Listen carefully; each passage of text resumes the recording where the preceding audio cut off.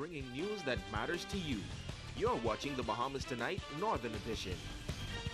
Bahamas Tonight, the Northern Edition. Good evening, all. I'm Shashina Roll. As always, it's so great to have you with us. The Prime Minister tabling a white paper on tax reform in the House of Assembly today. The document outlines the introduction of a value-added tax that will serve as a means to broaden the tax base in the country. Now, according to the nation's leader, it will help to secure adequate revenue for the future. The overarching objectives of the tax reform proposals in the white paper are threefold. Namely, one, to secure an adequate revenue base in support of modern governance. Two, to establish a tax structure that promotes economic efficiency and stronger economic growth. And three, to make the tax system more equitable. As a means of achieving these objectives, it is proposed that a value-added tax, VAT, be introduced as of July 1st, 2014. Now, as a part of the reform of the country's tax system, the government also proposes to reduce the import duty rates that will accompany the Bahamas' accession to the World Trade Organization. The Prime Minister says the tax reform will also include a modern and improved revenue administration, customs department, real property tax office, and a new central revenue agency. By predominantly focusing on goods, our tax system is out of balance with international norms. It does not share the tax burden with those who are providing services in a way that is fair or adequate. Moreover, a goods-centric taxation system is inherently unfair as it makes the poor, struggling Bahamian pay the same in taxes as the wealthiest citizen does. In short, the current tax system is regressive. Now, the House of Assembly will resume on February 25th. Now, the Prime Minister also announcing in Parliament today an extension of constitutional reporting exercise to the government, as well as the time for the staging of the constitutional referendum. Prime Minister, the Right Honorable Perry Christie, says Chairman of the Commission, Attorney Sean McSwaney, has requested the extension based on the level of interest being expressed by the Bahamian public. We have acceded to the request of the Constitutional Commission. Accordingly, the deadline for the Commission's report has been extended to June 30th, 2013. Further, the constitutional referendum plan for this year, the 40th anniversary of independence, has been provisionally rescheduled for late November 2013 on a date certain to be announced in due course. These extensions will both encourage and facilitate the widest possible dialogue and public education on constitutional reform well in advance of any voting in a referendum. Now, the Commission began its public consultation town meetings last Friday here on Grand Bahama. The committee plans to travel around the country to garner feedback from Bahamians everywhere. In other news, police confiscating more illegal drugs over on the island of Bimini. Yesterday, police retrieved a total of 35 bales of suspected marijuana with a street value of $2.7 million. The drug seizure was a result of a joint operation with Bimini Police Drug Enforcement Unit and the Royal Bahamas Defense Force. Now, the suspected marijuana was flown to New Providence. According to police reports, no one was arrested. Police are continuing investigations into this matter. Meantime, an argument between two men escalated yesterday into a stabbing incident, and tonight one of the men is listed in critical condition in hospital. Police say the stabbing took place in the Arden Forest community around 4:30 yesterday afternoon. The victim sustained multiple stab wounds about the body. Police are looking for the suspects. Investigations are continuing. And police in the 8 Mile Rock district taking an unlicensed rifle off the streets. Officers acting on a tip attempted to stop a black 2002 Mercury vehicle, but police say the vehicle sped off and the occupants were seen throwing an object from the vehicle before crashing into a wall. Now, 2 males, a 20-year-old and a 27-year-old, both of Pinedale, were arrested for the possession of the unlicensed gun. No ammunition was found. Police are continuing this probe into this incident as well. Now to news from tourism. A local tour company is making a name on the international scene. Operators received a top award, singling the company out for excellence in service. Megan Shepard fills us in. Snorkeling tours receiving the Certificate of Excellence Award based on traveler feedback from around the world. The award was presented by TripAdvisor for businesses that consistently earn top ratings from travelers. Owner Diane Kemp says she was very excited to receive the 5-star rating. When we first heard about it, we were very excited. We never really knew that the award existed. So of course we were excited. We had been working for some time trying to make sure that our guests, because we've been in business for over 25 years, so we've always strived for excellency. And of course we were excited, happy, and then we felt pressure that now we got to keep it up. Kim says she believes they got top ratings from travelers because they believe in providing excellent service to every guest they encounter. We consider every guest that we have as someone that's not just another guest, but they have a name, they have a story behind them, and we are pleased that they have chosen to go on Pat and Diane's on their vacation, and we think of it as a privilege for them to go with us, and we would like them to go back home and say that they felt that way. We even have some of the crew, they'll sing to you while you're dining. When it's hot, they'll bring you your Bahama Mama while you're sitting in the water. They'll bring it to you, your cocktail right there in the water. And of course, we have the volleyball, we look for starfish. We make it a cultural, fun activity. Pat and Diane Tours offers 2 tours that revolve around snorkeling. Captain TK is celebrating the award as well. From beginning to end, we try to accommodate the guests, fulfill all their needs. Like Diane said, safety is the #1 issue on the boat, but once they get on the boat, we try to provide Bahamian drinks, Bahama Mamas, nice Bahamian music, friendly staff, smiles. We go to a very nice reef where we provide fish food and some bread, and the folks can get in with their life jackets and snorkel around the reef. And we have lifeguards in the water at all times to make sure everybody's having fun and that they're safe. Megan Shepard, ZNS Network News. Well, Grand Bahama's anchor property, the Grand Lucayan Resort, experiencing an upsurge in business this week with the visit of the H3G group from Italy.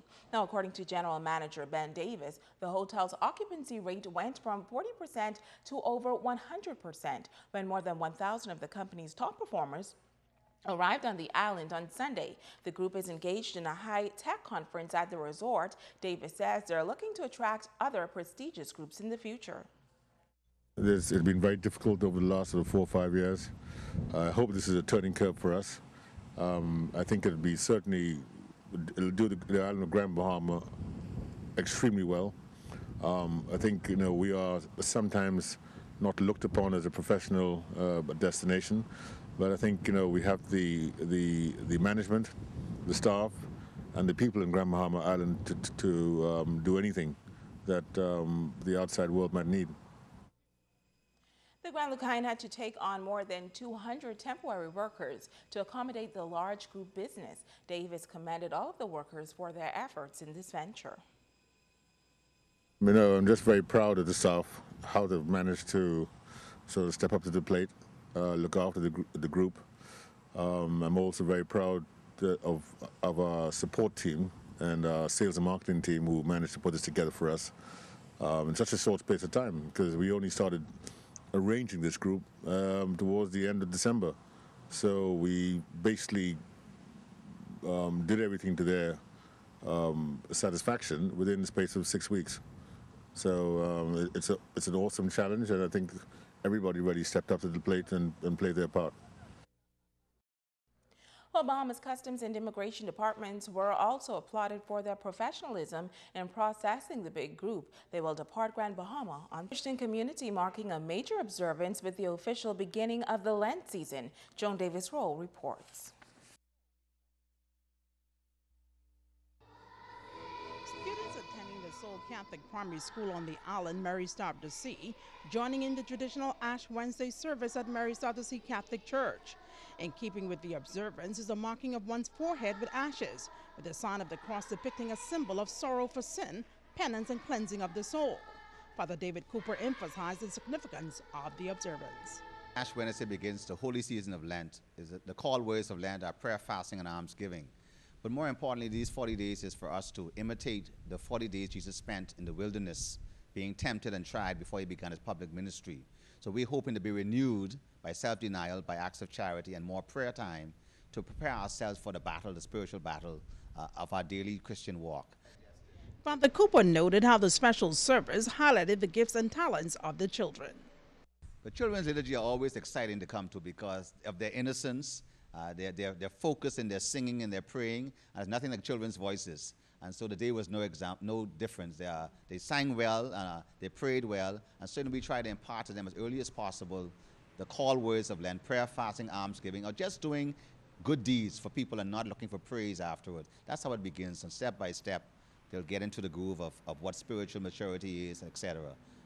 The local church leader further underscored what this Lenten season should mean to the Christian community. And we're hoping this year that people put more emphasis on the spiritual virtues, more than just saying, I'm not going to eat this for Lent, or not eat chocolate for Lent, or exercise more for Lent. That's all well and good. But this is a spiritual and a holy season, and we hope that we do the things that will create a more dwelling place for Christ to be more seen in us. As our second reading said in the church today, it says we are ambassadors for Christ. Christ, as it were, appealing through us. So we are to be more visible faces of Christ during this holy season, so that when Easter comes, we can join and sing the Alleluia chorus with the angels, because we would have done our spiritual walk and been better prepared if the Lord calls us. Joan Davis-Roll, ZNS Network News. The Rand Memorial Hospital receiving some much-needed equipment today, thanks to the generosity of two local organizations and their counterparts. Sabrina Brown has the details. Oxygen carts, baby beds, IV poles, blood pressure monitors, an infant warmer, and maternity care packages are among the items presented to the Rand Memorial Hospital. The donation is a result of efforts by the Red Rose Ball Committee, the Kiwanis Club of 8 Mile Rock, and international partner Prasad and Right Global Mission, a newly formed charitable organization in the United States. Chairman of the Red Rose Ball Committee, Odette Knowles, and President of the Kiwanis Club of 8 Mile Rock, Bernard Colley, talk about the goodwill gesture. Working here in the hospital, we know a lot of what is going on here, and we see the need. And, it was a good gesture for us to get together, like I said, with the international counterparts who offered us these equipments to use in our hospital. And we thought it was good for them to offer it to us, and we see the need for it, where it will go a long way in helping here on the island of Grand Bahama as it relates to health care. This opportunity here today is for the Rand Memorial Hospital, not only for the Bahamian at large, but also our visitors who come to this island. There are times when you have emergency and we need as much equipment as possible. Hospital Administrator Catherine Weish accepted the donation. The gifts that you are donating to our hospital will go a long way in providing assistance for our patients here in the hospital. We also see an opportunity to utilize some of these items in our clinics throughout the community of Grand Bahama. Weish said the hospital is grateful to organizations such as the Kiwanis Club and the Red Rose Ball Committee for partnering with the healthcare facility. Just several months ago, the Red Rose Ball Committee made a similar donation. That gesture came as a result of a call that we made about a year ago when we commissioned our new operating theater and accident emergency care facility. When we said to the community we would like to have partners join us with helping with the upgrade of our hospital and our clinics. Sabrina Brown, ZNS Network News. Well, healthy living means maintaining a healthy lifestyle and introducing habits that improve your health. 17 years later, one local corporation is doing just that. Shakara Trott reports. For 17 years, the Broadcasting Corporation of the Bahamas, ZNS, has been an advocate for healthy living. 2013 is no different. According to Healthy Lifestyles Coordinator Judith Dawkins, ZNS will launch its campaign on the first day of March. We want to emphasize healthy living for our community. You know, we are plagued with diabetes, hypertension, high cholesterol, cancer. So this year we're focusing on preventative health care. And so our talk shows on radio will be more geared toward that. And so you can tune in weekdays, Monday through Thursday at 2 p.m. for our healthy lifestyle talk shows. While fitness is the in thing, Dawkins noted that the corporation started the trend and is committed to continuing it. We've seen an expansion of other organizations who are also having their own healthy lifestyles, mini health fair and fun run walk. And so we feel like that's a springboard off of what we've been doing for 17 years. Dawkins expressed gratitude to Subway, the major sponsor of the ZNS Northern Service Healthy Lifestyles campaign. They've been sponsoring for years, but this year they're really going to step up to the plate and be a major sponsor. And so we thank the Hepburns for doing that. The focus this year is disease prevention. Shakara Trott, ZNS Network News. Thank you, Shakara. Well, Valentine's Day is just one day away. It is the day that many couples go the extra mile to show their significant other just how much they love them. Well, tonight a local love expert is sharing what you can do to make that day extra special. Valentine's Day is all about love and romance. Alex Thompson from Signature Choices says it also means making your significant other feel extra special. Apart from the chocolates and flowers, she says there are other items that are trending this time around. It's fun stuff.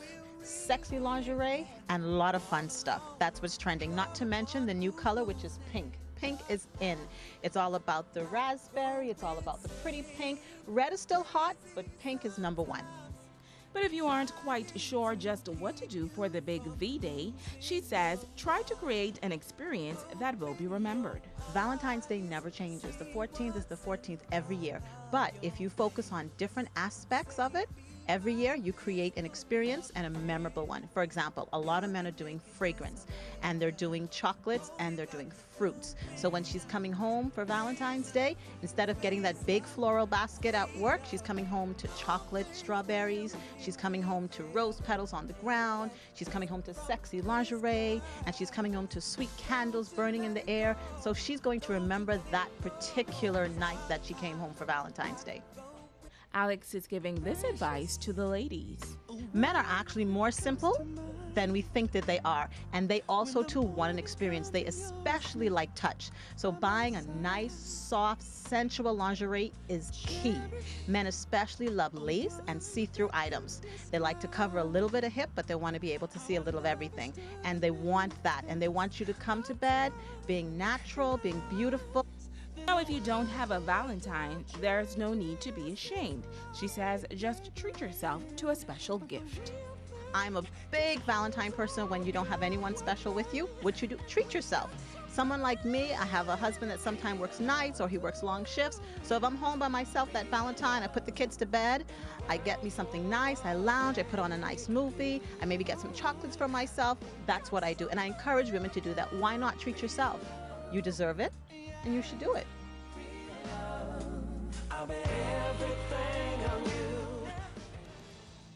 Just end up treating myself this year. Who knows?